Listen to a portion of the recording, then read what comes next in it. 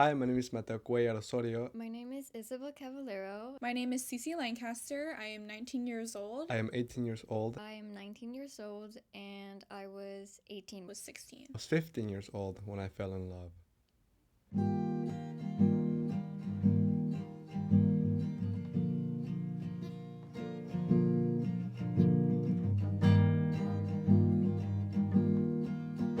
I was born in Mexico City and all my family is Mexican. So I grew up in a very loving family because of the way Mexicans are. We are very communal. My parents are very open with me, and so they are not strict towards anything. So as long as I am happy, they are happy, and that leaves me with a very open idea of love. In my house as a kid, we never really had family dinners as a whole. I guess it's mostly the kids would have dinner and then the adults would have dinner. And that doesn't mean that we weren't close to each other. What I learned from my parents' relationship and especially their divorce when I was a kid, it taught me that love can manifest in very different ways because especially after getting divorced, the relationship grew stronger, but not through their love, but rather their love towards us. I grew up in a very nuclear family, mom and dad, and we had a dog. We grew up in a house with my brother. Very loving environment, and my parents kind of set that standard up for me for what I think love would be and what love is. They're super loving with each other and they're high school sweethearts, so I kind of had that in my head as well. The first time I fell in love, I was technically in grade 10, but I met the person in grade 9. I think the first time I fell in love, we were at the movie theaters and we were in the photo booth. Polaroid thing. It was a super surreal moment. It was kind of like everything I saw in media and like every movie I kind of grew up with was like flashing before my eyes. I was like, oh, this is perfect. Oh, we got like our second kiss, first kiss, and like the Polaroid photo booth, and I get to keep this kind of relic forever. It made me feel something I don't think I could ever explain to anyone. The first time I fell in love, I was 15. It was in grade 10. Didn't go to my high school, but I was in a musical high school production of Newsies, and she went to see it. And afterwards, she started texting me. At her school, they were going to perform a musical, and so she invited me to go to see the musical. And then afterwards, when we were saying goodbye, she just looked at me, and I looked at her, and then we just kissed. The first time I fell in love was with my best friend of 9 months. From the beginning, I was very close to this person. It was like an instant connection from when we met. We pretty much hung out every day after we met, and then that kind of became something more with time. Our first date was at a pottery painting place, and we kind of just talked to each other the entire time. It was different, of course, since making it official because we've hung out multiple times within the time that we were friends and then that we were in a official boyfriend girlfriend relationship, but it was very different. It felt right.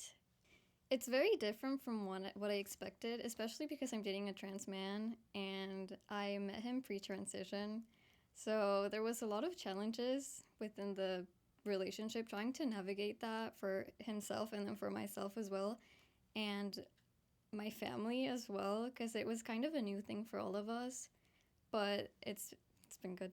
We basically broke up in the like grade 12 summer. There's something so bittersweet about love in that case where it's like when you're so used to someone or you've been with someone for so long, you feel like you can't not be with them. You feel like if you guys break up, you have nowhere left to start. The breakup with my first relationship was hard on me because she just texted me one day and it was a breakup message. It was out of nowhere. I was not expecting it at all because for me, the relationship was going really good, but I guess from her point of view, it wasn't. And so one day I woke up and I saw that message and it was over. It was really weird for me because I had never seen that or expected that. And so it just felt like a slap in the face almost. I'm not dating anyone right now. Um, I don't know if I'm going to date anyone in the near future. We'll see how that goes. Um, if I could go back and talk to my younger self, I would tell him that don't be stuck in one person. There's a lot of people. Talk with as many people as you can because you're going to meet really cool people all the time. So don't be stuck with one person or else you're not going to be able to move on. And move on fast, as fast as you can. Because if not, you're going to cry all the time. So I actually met my boyfriend Thomas during O Week at Trent University. I met him at what we call Trentchella. It's like a Coachella thing, but it was like in like a hall. Trent University has these docks, and after that party, we were kind of tipsy, but we went on the docks and we were laying down. Then it started raining, and we were talking, I think, for 4 hours. It was like 3 in the morning. And we were talking about our life, and we told each other everything about each other. And we got up, and I actually have a photograph of our outlines on the dock from us laying down and the rain surrounding us. That experience of being in love was probably one of the most important experiences I have ever had in my entire life. This is a park nearby my house. Where I've been to that park for 8 years now. And so, me and my friends would hang out after school, and then eventually when I got a girlfriend, I would go for walks to that park. I would go with my parents, and then I just sat down at a bench with her, and I looked at her and I said, I've been having a really good couple weeks with you, going out with you, and I want you to be my girlfriend. When I moved here, I would take a lot of time just going to the park with my family as well. There was a lot of trails around my house. So I would go there, and then in one of those parks, actually, when I met my boyfriend at the time, or of right now, after we were official, we went to the park and we just sat on a little bench and we were looking at a little pond together, and it was just a really nice memory. It's something that you'll never forget, right? And I'm sure you'll never forget that, and you'll never forget that too. Love is such like a visceral, like, being.